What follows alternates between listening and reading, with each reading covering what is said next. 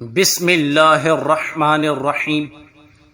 میرے محترم بھائیوں اور دوستوں، حضرت الجنتری رحمہ اللہ کہتے ہیں کہ حضرت اشعث بن قیس اور حضرت جریر بن عبداللہ بجلی رضی اللہ عنہ حضرت سلمان فارسی رضی اللہ عنہ سے ملنے آئے اور شہر مدائن کے ایک کنارے میں ان کی جگی کے اندر گئے۔ اندر جا کر انہیں سلام کیا اور یہ کلمات پڑھے جس کا ترجمہ یہ ہے: اللہ آپ کو زندہ رکھے۔ پھر ان دونوں نے پوچھا، کیا آپ ہی سلمان فارسی ہے؟ حضرت سلمان رضی اللہ عنہ نے کہا، جی ہاں۔ ان دونوں حضرات نے کہا، کیا آپ صلی اللہ علیہ وسلم کے ساتھ ہے؟ انہوں نے کہا، معلوم نہیں۔ ان پر ان دونوں حضرات کو شک ہو گیا اور انہوں نے کہا، شاید یہ وہ سلمان فارسی نہیں ہے جن سے ہم ملنا چاہتے ہیں۔ حضرت سلمان رضی اللہ عنہ نے ان دونوں سے کہا، میں ہی تمہارا وہ مطلوبہ آدمی ہوں جس سے تم ملنا چاہتے ہو۔ میں نے نبی کریم علیہ السلام کو دیکھا ہے اور ان کی مجلس میں بیٹھا ہوں، لیکن نبی کریم علیہ السلام کا ساتھ وہ ہے جو نبی کریم علیہ السلام کے ساتھ جنت میں چلا جائے، یعنی اس کا ایمان پر خاتمہ ہو جائے، اور مجھے اپنے خاتمے کے بارے میں پتہ نہیں ہے۔ آپ لوگ کس ضرورت کے لیے میرے پاس آئے ہیں؟ ان دونوں نے کہا، ملک شام میں آپ کا ایک بھائی ہے، ہم ان کے پاس سے آپ کے پاس آئے ہیں۔ حضرت سلمان رضی اللہ عنہ نے پوچھا، وہ کون ہے؟ ان دونوں نے کہا، وہ حضرت ابو درداء رضی اللہ عنہ ہے۔ حضرت سلمان رضی اللہ عنہ نے کہا کہ انہوں نے جو ہدیہ بھیجا ہے وہ کہاں ہے؟ ان دونوں نے کہا کہ انہوں نے ہمارے ساتھ کوئی ہدیہ نہیں بھیجا ہے۔ حضرت سلمان رضی اللہ عنہ نے کہا کہ اللہ سے ڈرو، جو امانت لائے ہو وہ مجھے دے دو۔ آج تک جو بھی میرے پاس ان کے پاس سے آئے ہیں وہ اپنے ساتھ ان کی طرف سے ہدیہ ضرور لایا ہے۔ ان دونوں نے کہا، آپ ہم پر کوئی مقدمہ نہ بنائے، ہمارے پاس ہر طرح کا مال و سامان ہے، آپ ان میں سے جو چاہے لے لے۔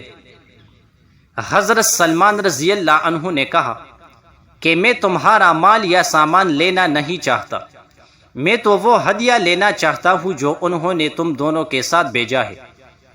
ان دونوں نے کہا، اللہ کی قسم، انہوں نے ہمارے ساتھ کچھ نہیں بھیجا، بس ہم سے اتنا کہا تھا کہ تم لوگوں میں ایک صاحب ایسے قابل احترام رہتے ہیں کہ نبی کریم علیہ السلام جب ان سے تنہائی میں بات کیا کرتے تھے تو کسی اور کو ان کے ساتھ نہ بلاتے تھے۔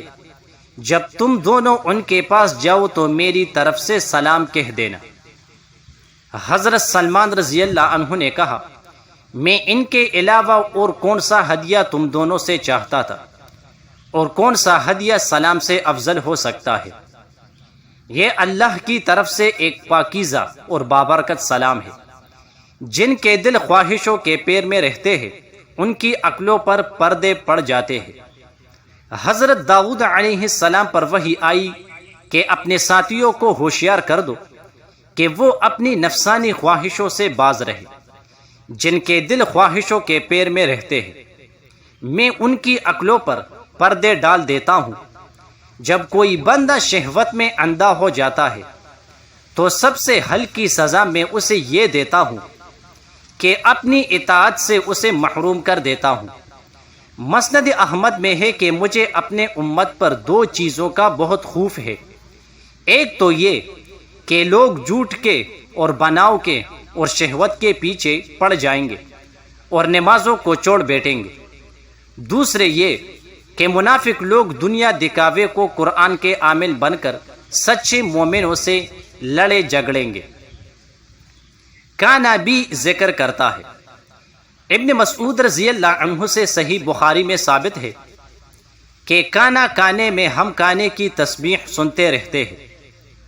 حضرت ابو ذر رضی اللہ عنہ والی حدیث میں ہے کہ نبی کریم علیہ السلام نے مٹی میں چند کنکریاں لیے۔ میں نے نبی کریم علیہ السلام سے سنا کہ وہ شہد کی مکھیوں کی بنبناہٹ کی طرح اللہ کی تسبیح کر رہی تھی۔ اسی طرح حضرت ابوبکر رضی اللہ عنہ کے ہاتھ میں اور حضرت عمر رضی اللہ عنہ اور حضرت عثمان رضی اللہ عنہ کے ہاتھ میں بھی۔ یہ حدیث صحیح میں اور مسندوں میں مشہور ہے۔ کچھ لوگوں کو نبی کریم علیہ السلام نے اپنے اونٹنیوں اور جانوروں پر سوار کڑے ہوئے دیکھ کر فرمایا کہ سواری سلامتی کے ساتھ لو اور پھر اچائی سے چھوڑ دیا کرو۔ راستوں اور بازاروں میں لوگوں سے باتیں کرنے کی کرسیاں اپنی سواریوں کو نہ بنا لیا کرو۔ بہت سی سواریاں اپنے سواروں سے بھی زیادہ ذکر اللہ کرنے والی اور ان سے افضل ہوتی ہے۔ جزاک اللہ۔